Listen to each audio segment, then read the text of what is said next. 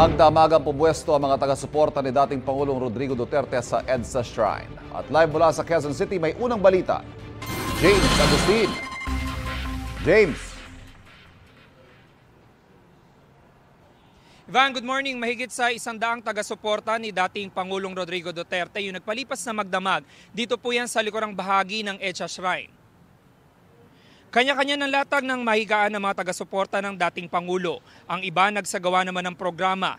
Alauna na madaling araw kanina ay nagpapatuloy pa ang programa nila bilang pagpapakita raw ng suporta kay dating Pangulong Rodrigo Duterte.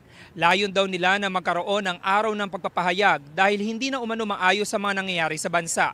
May mga vloggers din na nagla-livestream ng mga pangyayari. Ang ilan kahapon pa raw ng umaga narito. Maayos naman ang sitwasyon at hindi naman nakakabala sa daloy ng trapiko ang mga taga-suporta. May mga nakatalaga rin pulis mula sa Quezon City Police District o QCPD. Nauna nang sinabi ng pamunuan ng EDSA Shrine na papayagan naman sila sa loob ng shrine basta't sila'y magdarasal at hindi gagawa ng mga bagay na hindi naaayon sa mga patakaran ng simbahan. Hindi sila papayagan na kumain, uminom, magdala ng mga placard at mag-ingay sa loob ng simbahan. Susubukan pa namin kunan ng reaksyon ng Malacanang ukol sa pagtitipon dito sa EDSA Shrine.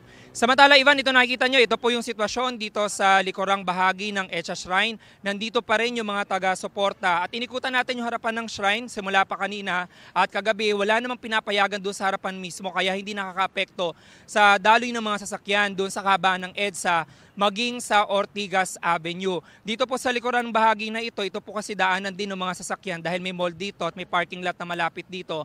Kaya yung pagsasagawa nila ng programa dito sa gitna ng kalsada, hindi na pinapayagan ngayong umaga yan at pinapakiusapan sila, sa gilid lamang sila.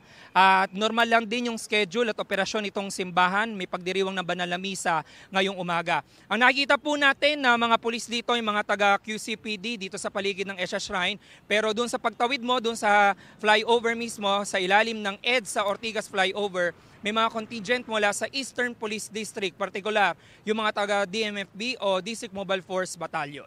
Yan ang unang balita mula rito sa Quezon City. Ako po si James Agustin para sa GMA Integrated News. James, malinaw naman, mapayapa naman ang kanilang pagtitipon dyan. Peaceful assembly, ika nga, at walang masama dyan, walang nilalabag na batas dyan. Pero sa pakikipag-usap mo sa mga taga-suporta ng dating Pangulo, ano daw ang gusto nila mangyari at hanggang kailan nila balak manatili dyan?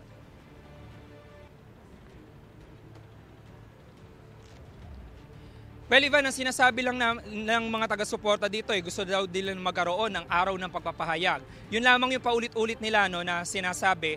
Doon sa tanong na kung hanggang kailan sila mananatili dito sa likurang bahagi ng EDSA Shrine, hindi pa nila masabi yan.